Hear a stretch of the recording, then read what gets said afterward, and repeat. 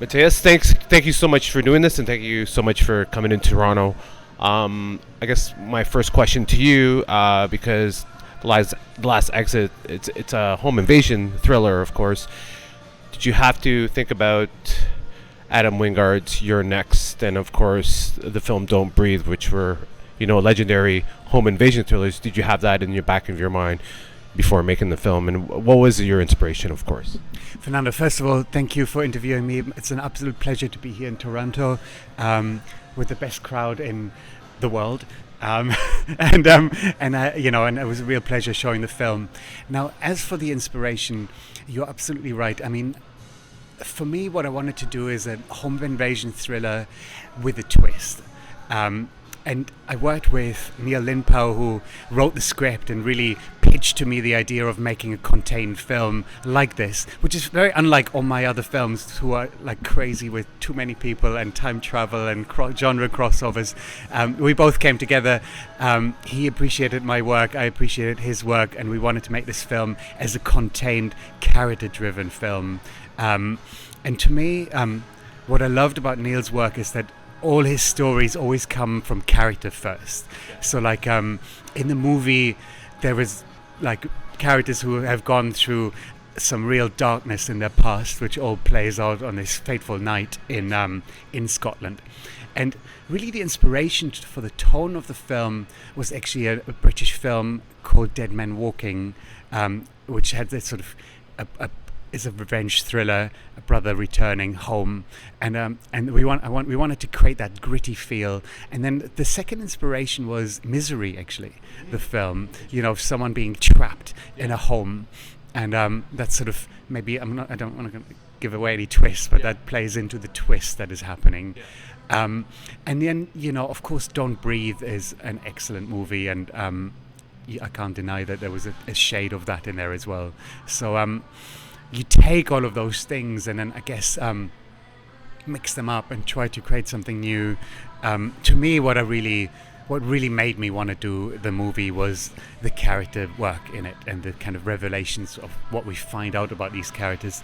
And they're all kind of flawed characters, but I feel at one point in the movie you kind of understand them, even however twisted they are as people and however twisted they've acted. I wanted to make sure that we like the characters at one point and can at least understand them. So that's kind of the motivation of the film. And So speaking about the characters, I mean, you chose Jolene Richardson in this film. She's from Nip Tuck and like some other legendary shows, if I'm not mistaken.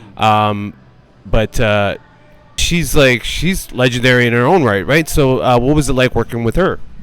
So I was so happy when Jolie Richardson agreed to do the film. I think she read the script and she was a little bit nervous about committing because her character is a very twisted character, and it reveals a lot of shades that she maybe hasn't played before. And then exactly for that reason she came on board to show a side of her that maybe that we haven't seen, and to go on that journey and make this sort of small character driven film. Now, working with her, I've been a big fan of hers ever since Event Horizon, even, which was a film that influenced me in college. And of course she's been in Nip Tuck, Sandman, The Gentleman coming up in Netflix. Yeah, a lot of great shows, and she's from a dynasty of great actors.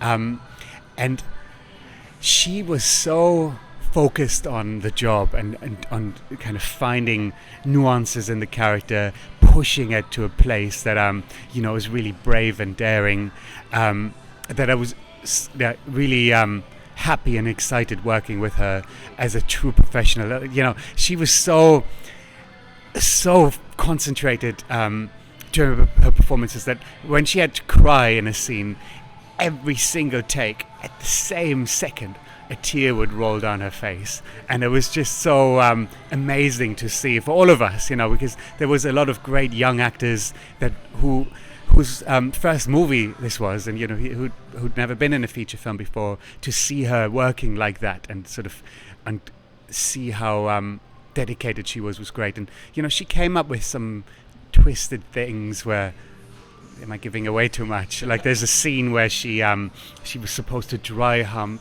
this her husband in a wheelchair, and she said, well, this is not strong enough, is it?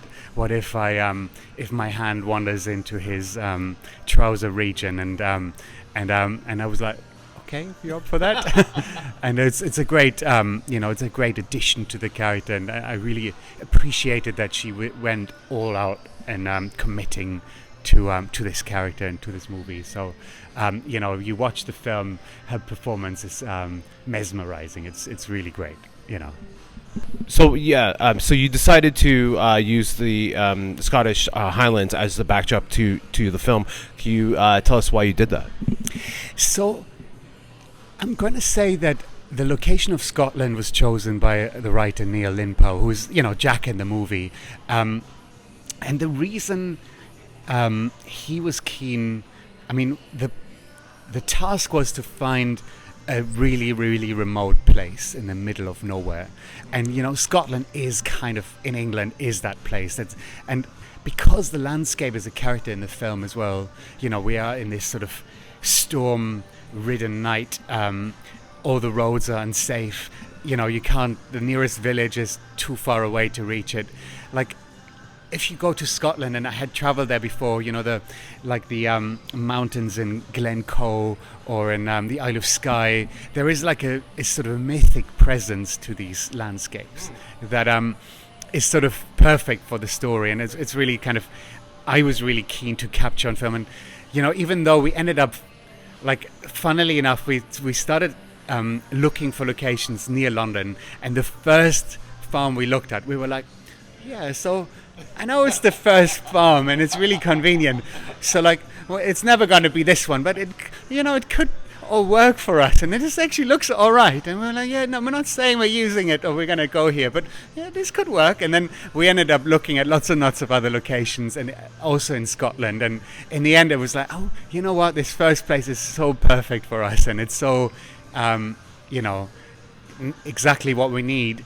And so we shot the film in this location near London, and then I went up to Scotland, actually on my own with a drone and with a camera, to shoot those setup shots. And for me, it was really spiritual, because I ended up getting up at 4 a.m. to get the sunrise, film those magic moments, drive to the next location, film sunset, have some Scottish whiskey and haggis, and then do the same again the next day. And I kind of wanted to make capture that rugged wildness of Scotland, and sort of doing that in a pilgrimage on my own was it was the only way we could have done it on this budget, because once you have the whole hoo-ha and big crew to you just can't do those sort of 4 a.m. starts anymore without it having a Mission Impossible sized budget or whatever. Yeah, so there we go. That's the location. That's the story behind it. And it kind of, we didn't push the Scottishness all the way. I wanted to feel like a universal film, and there is Scottish accents. There is this sort of American Irish from Jolie Richardson. I wanted to show like a vision of that could be anywhere, that brings together people from all over the place, and feels timeless in a way. What was one of the biggest challenge of making this film? Well, I think what I loved about making the film, which in the back of my second film, Enter the Warrior's Gate, where I was making a sort of a European studio movie in China with sometimes 1,000 people on set, and a whole kind of crazy machine behind it, which was a lot of fun. Coming back to this film, I grew so much on that second film, on that challenge, and it's the hardest place in the world to make a movie, and I was so proud to manage to do it and come back with a decent film. But I also grew as a filmmaker, and I realized, I don't need all of that stuff, using one camera and 5 actors in a location to tell a story is sort of, it really reconnected to to who I was as a filmmaker. And the process of working with Neil, who we were in lockdown, kind of throwing some ideas around, and I appreciated his short films and his skill as an actor, and then we were like honed down to this idea, and then he went I kind of showed it to my friends who produced Cockneys versus Zombies, and they were like, yeah, we could make this on a budget, and then Neil went away and write the script, and it was his first feature-length script, and he was like knocked it out of the park, which in itself is amazing. So we were real collaborators on the film, and sort of having that sort of small family atmosphere at the core of it was really great. And then the challenges of making a film like that is, it's always, whatever people say, it's always budget and schedule and time, being able to get a great scene when the sun is setting and you have 20 minutes to do it, is kind of part of the thing. And I think, and my job as a director is always to make it, whatever happens, to be so prepared that nothing happens, but then whatever happens, to turn it around and make it look like it was meant to be that way. And I think, in the end, everyone went pretty method on the set, and sort of what I bring to the table is sort of an energy, if you film a scene, a tense, violent scene, you have to enable everyone to bring out those emotions. So better not make any jokes on set at that point. You're like, everyone's tense, and you kind of try to foster just the sort of the emotion, so the actor can do the best job they can. On Cockneys versus Zombies, I would have been joking a lot on set, and everyone's like sort of playful, and on this we were all like, tense and focused and serious. And I think that was a new experience for me. I think you can see it on the film, the performances. I felt very heartfelt, and I think sometimes that was hard to kind of to sort of live in the film in that way, because it's a dark film, and I was like, oh, my next film should be a comedy again. but then at the same time, it's sort of, I guess it's sort of my I'm like, I have the dark side and I have the light side, and they fight in me, and this is where my art comes from. Absolutely. So tell us, in light of what is happening with the studios and all the strikes, the writer strikes, all the comments about the studios and stuff, and the rise of AI, what is your sort of take on a lot of these things that are happening in terms of filmmaking? Well, I think it's kind of tricky, though, what we're going through in the world right now. I mean, so I'm going to start, even rewind further. I was born in Singapore, grew up in Berlin. I went to London to college, and then I worked in England, in America. I made a movie with a French producer in China and Canada, and and I made a film about Cockneys and zombies as a German in England. And I always felt like that art is about people coming together, and people that like a German making a film about Cockneys. No one ever mentioned it in the reviews at the time, and it was like, I'm grateful for that, because I thought I would get called out. But I think there is a beauty of people from all walks of life and all backgrounds coming together to make creative work. And in a way, then the pandemic happened, and we all had to lock down, and this crazy thing happened. I was actually filming in Moscow just before, in February 2020, and I met a lot of great creative people who are not in any way now supporting what's going on there. I was also filming in Belarus and in Ukraine, and and met so many creative, interesting artists, and then the pandemic happened, and then the war happened, and you feel like this entire new generation of artists has been denied a chance to make films. So that's happening there. Then the repercussions are coming back out of the pandemic. We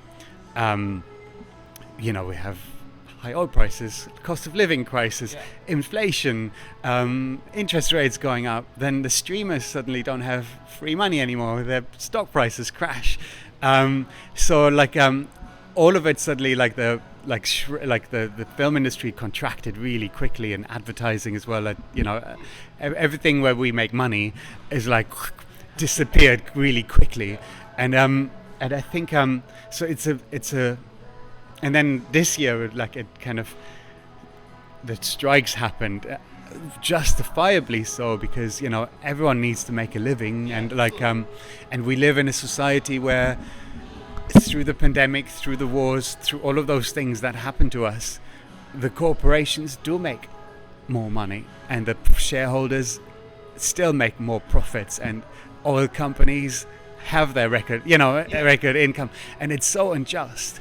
And it feels like there is so many complicated things happening where, the world... I made a film in China. I'm never going to be able to make a film in China anymore. Everyone's separating. All the, the things where cultures were coming together, it's all drifting apart again. And, it's so sad that this is all happening after what we thought was a pandemic that might have brought us all together and made us better people, and all of that. And I think so all of those challenges we're facing, I think are really sad, and I think and I hope that we can kind of get through that as mankind and come together again, because ultimately I always believe we are capable of overcoming all of those things. And there's lots of great things happening with inclusivity and giving people a voice that have never had a voice. All of those things are really important, and I think are the good side of that. And so through all of that, I hope that we all learn to become better people, that we don't get squeezed as filmmakers down to having to all work for free as a hobby to make movies, which is what it is for a lot of people. But also that new voices keep getting championed. That that people get small movies, that people are given chances to make films. People are given mid-budget movies to be able to have a family and live a life where that you can pay your rent. Making entertainment, and I think that's what everyone's fighting for, and I think trying to round it up into a big call to action. But we do need to find a more just society where all of us live a decent life, and it's not just the 0.1%, because it's gonna at one point boil over. And I'm from Berlin. We used to take Molotov cocktails to the street.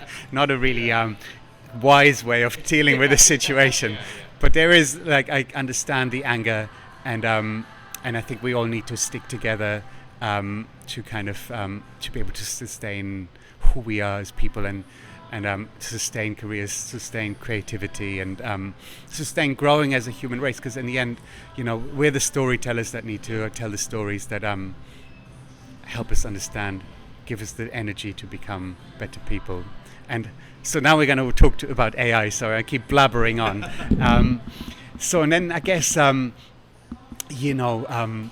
6 years ago, Elon Musk said to us that we would all be driven by cars by now, and it hasn't happened at all. Yeah. And you drive a Tesla, God bless you, it cannot drive you. It's scary. And I think there's a thing where it takes not so long to get to 80% in technologies, in visual effects and technology and AI and writing. We're at that point with Midjourney and with ChatGPT, where it's 80% can write something which isn't quite great. Yeah. And I use ChatGPT to give me the most obvious, cliched, stereotyped storyline of an idea, so then I can think, this is sort of well-structured gibberish. How can we make this good? It's good for that, and I hope that that actually that's kind of that it's overhyped, and that it doesn't become better at telling us stories we like.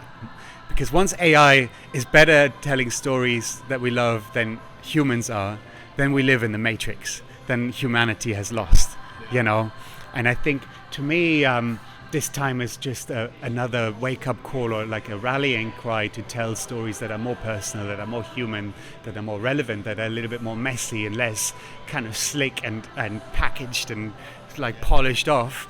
Stories that are human, that humans want to see, and that show, you know, all the messy beauty of us, kind of complicated, fallible human characters, and all our flaws and strengths and beauty and darkness and all the things that make us human. And hopefully we'll be able to win against the robots. Wow, you heard it here first. So how does it feel to be here at the Toronto After Dark Film Festival with your film, of course, The Last Exit? So I was here last 10 years ago with my first film, and I can't believe it's been that long. And I came back here and absolutely loved the audience. You know, there were, you know, it's sort of hard to describe when, you know, it's so hard to make a film. And when you come to a festival and you feel the audience's energy, and you feel that they appreciate, you know, your blood, sweat and tears you put into it, it really gives me strength to do it again. Get the boxing match, get the gloves on, go for another one. Yeah. And so I really loved showing the film here. I really appreciate everyone in Toronto for supporting the film and remembering my first film. All of that really matters, you know. And I hope I'll be back for the next one. Thank you so much for your time, Matthias. Thank you. Thank you.